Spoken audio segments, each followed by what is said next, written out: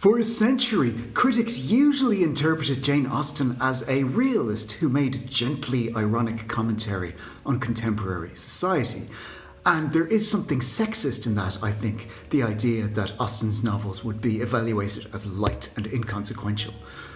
But the dominant study of Austen over the last 100 years has suggested stronger feelings on her social context. In 1940, D.W. Harding, a literature scholar and psychologist, authored an essay entitled Regulated Hatred. As you might guess from that title, his argument is that Austen's books are works of barely concealed rage. Harding argues that Austen's novels express a concealed contempt for the society of her time, especially the hypocrisy in its vacuous display of manners, its conceptions of propriety, and the repression that patriarchy enacted upon women. For example, Harding analyses the part of Northanger Abbey in which Henry Tilney realises that Catherine suspects his father of murder. Dear Miss Morland, consider the dreadful nature of the suspicions you have entertained. Remember that we are English, that we are Christians. Consult your own understanding, your own sense of the probable, your own observation of what is passing around you. Does our education prepare us for such atrocities? Do our laws connive at them? Could they be perpetrated without being known in a country like this, where social and literary intercourse is on such a footing? Where every man is surrounded by a neighbourhood of voluntary spies, and where roads and newspapers lay everything open? Dearest Miss Morland, what ideas have you been admitting? So at first Tilney rubbishes the very suggestion that murder could occur in a modern Christian land such as England, and these are the kind of conventional views we would expect him to have. But he proceeds to suggest that it is only fear of discovery that would prevent such crime. In his essay Regulated Hatred, Harding detects a claustrophobic and deeply paranoid vision of English middle-class life in Tilney's suggestion that every man is surrounded by a neighbourhood of voluntary spies. To Harding, this, on Austen's part, is a revelatory eruption of hatred, which is barely noticed by most readers because it is cushioned by more commonplace sentiments on Englishness and Christianity. And Harding suggests that such hatred bubbles beneath the surface of all Austen's fiction. Occasionally it erupts, as in Tilney's speech. In such occurrences, Austen takes care to conceal the strength of her emotion by embedding the revelatory phrase in contrary language, as in this example, in order to avoid communicating what Harding terms exaggerated bitterness. Other critics, such as famously Gilbert and Gubar, notice that a dissatisfaction with society runs through Austen's works in the form of a social commentary. And so in Northanger Abbey, Austen invokes the black and white behaviour of characters in Gothic novels, not primarily to mock the genre, but in order to illuminate one of the most important themes in her own novels, the duplicity of fashionable society. Catherine's friendship with Isabella Thorpe is a key example. Catherine expects Isabella to be a virtuous young maiden. She assumes that as friends they will be like two sisters who will tell each other everything and who will not allow a day of separation to elapse without writing to each other. This is an ideal vision of friendship between two young women derived from fiction. We might compare the relationship between Adeline and Clara in Romance of the Forest. Isabella does make declarations that encourage such delusion, but her behaviour is otherwise. Twice, for example, Isabella manipulates Catherine by claiming dishonestly that Catherine is late, has kept her waiting, and this is an attempt to exert power over Catherine. So Isabella claims the role of the offended party in order to suggest that Catherine is morally in her debt. Isabella's selfish and capricious friendship exemplifies one of the great ironies of this novel, which is that many of the clichés of the Gothic are truly at work in Catherine's world, but they have been reinvented, distorted, or displaced in such ways that Catherine doesn't recognise them. Here, the machinations of the greedy Gothic villain have been transferred onto the character who should be the virtuous friend. Not only do the people Catherine encounters not behave as Gothic characters would, but the associations of places are inverted. In the course of Northanger Abbey, Catherine reads Anne Radcliffe's novel The Mysteries of Udolpho. Her imagination is captured by the imprisonment of the heroine in the gloomy castle Udolpho. Incarceration in such surroundings is a staple of the Gothic. The vulnerable heroine is locked up by her tormentor. But when Catherine is first invited to Northanger Abbey, it is a place of warmth and welcome. She has intimate friends in Henry and Eleanor and only imagines herself in the company of a tyrant. And ironically, inverting the formula of Gothic novels, Catherine isn't imprisoned in the Abbey. Ultimately, she's kicked out of it when she annoys the general. By comparison, within the sociable atmosphere of a modern holiday town, Bath Spa lies the potential for injury and isolation.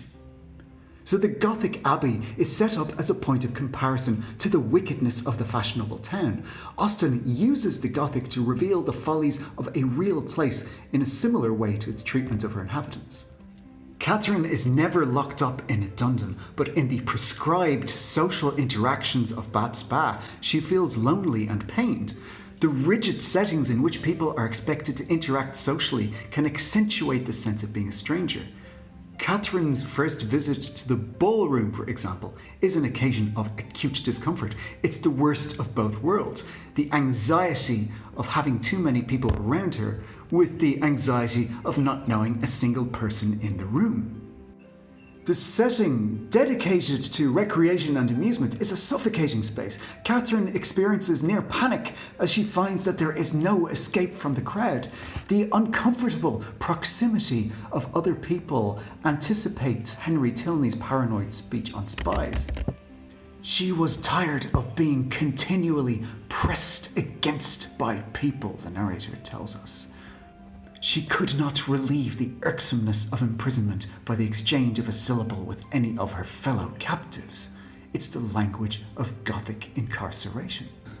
With these references to imprisonment, the likeness to a Gothic dungeon is made explicit. It is captivity in a crowd rather than isolation, in an uncomfortably tight and dazzling place rather than a vast and gloomy castle. In chapter 8, the narrator describes Catherine as, quote, in a state of humiliation on her next visit to a ball as she sits without a partner, forbidden by custom either to leave or to ask someone to dance with her. These scenes and the portrayal of the Bath lifestyle in general are further expressions of Jane Austen's regulated hatred. Bath remains a prison for Catherine even as she forms close acquaintances. Isabella Thorpe and her brother James manipulate Catherine constantly. They lie to her, dictate correct opinions to her, cancel her social engagements without permission, and interfere in her romantic affairs. This behaviour is all the more poisonous to Austen because it occurs in the guise of friendship. Even though the Thorpe's actions more closely resemble the Gothic villain's control over the helpless heroine. It is only in her rare moments of physical isolation before she falls asleep that Catherine even has freedom to reflect on the events of the day and form her own opinions. We learn that the Thorpes are attracted to Catherine and her brother because they imagine the Morlands are wealthy. Relations break down when they learn there is no family fortune. This is a fitting end for a Gothic plot that has been rewritten for Bath society. The villain usually locks up the heroine because he wants to access her inheritance. General Tilney is also this kind of villain, if not a murderer. It emerges that he welcomes Catherine because he thinks she is rich, and dismisses her when he learns that she is not. To finish, I want to return to the idea of education, whether fiction should contain lessons for its readers. Austen raises this possibility in the final sentence of the book. I quote, "I leave it to be settled by whomsoever it may concern, whether the tendency of this work be altogether to recommend parental tyranny or reward filial disobedience." Austen here seems to mock the idea that a novel must be direct in its lessons. Catherine and Henry Tilney have come together in defiance of the general's opposition, their feelings perhaps strengthened by the fact that he objected to their marriage. But at the same time, Austen is suggesting that the young lovers might have felt as strongly about each other without the general's opposition. Therefore, it would be absurd and impossible to try to reduce the events of the novel to a single, concisely expressed lesson, telling impressionable young readers how to behave. Towards the end of Northanger Abbey, perhaps echoing something Wordsworth says in Expostulation and Reply to the thinly veiled version of William Hazlitt, Catherine realises that human nature is not to be looked for in Anne Radcliffe's novels. Catherine can't be educated by novels alone, but she becomes a little wiser from a number of factors in combination. One is that she finds the right company. Henry Tilney is a kind of teacher to Catherine. He leads her to analyse other people's behaviour and their motives. But the great educator in the novel is life experience. Catherine emerges from her sheltered existence to see the hypocrisy of contemporary society, the cruelties that are common to everyday English life, as opposed to the melodrama of a Gothic novel. It's because life experience is so vital that Austen doesn't burden her novel with straightforward lessons for us as readers. But the themes of literary education, the Gothic imagination, and realism converge in a witty and often bitter commentary on Austen's world.